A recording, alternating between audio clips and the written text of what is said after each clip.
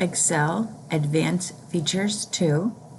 The very first worksheet, add cell dates. I started January and February and I want to finish the first half of the year. So select with the open plus, January has the 2 blank ones, February 2 blank ones, so that you understand the pattern, and then use the fill handle to drag it to row 18. Do the same thing for column D with the open plus, start with D1 and go all the way to D6, then use your fill handle. So what we'd like to do is add 2 new dates, May 31st and October 31st. So Excel always inserts above, that's the default. So if I were to click here on row 16 and click insert, I'm going to get an entire row when I don't need anything for November. So what you need to do is just select these 2 cells and then click insert. And then under May 22nd, you can type in the 31st. Do the same thing for October 31st. It would be before November. So select both of those cells and insert. And then you can put in the 31st.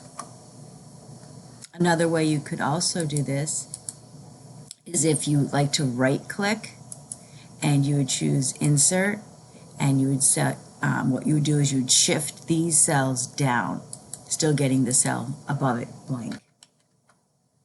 So the next one, sports worksheet, I have 2 columns. Column A has a list of names and column B is blank. And what we're going to do is create a drop-down list where you can select a sport. So if you click the drop-down worksheet, these are some of the sports that I've added. You can change out and put anything you'd like. I'm going to add one more. So make sure that whatever you decide to have for sports, you're good, you're comfortable, you like it. Go back to sports. So select the range that's going to need the drop-down list. So I'll start here in B2 and go all the way to B19. So that's all the cells I want to have a drop-down list. This down here are just instructions.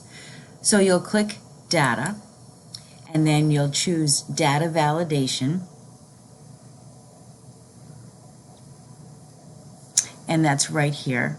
Mine's not showing up. If you click the down arrow, you'll still choose Data Validation. And from this dialog box, you can always move them if they're in the way.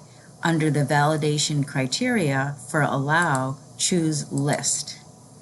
Now what you need to do is select your source. So click this arrow, and it's a lot easier. I'll show you what the formula will look like afterwards, but it's a lot easier to click rather than type it. So I'll click the arrow, and we're looking for our source. Our source is in the drop-down worksheet. Notice there's the formula, equals apostrophe drop down, and then select your list A1 to A6. There's your list, and then click the arrow to return.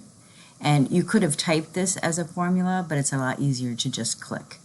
So then click OK, and now each individual you can select a sport.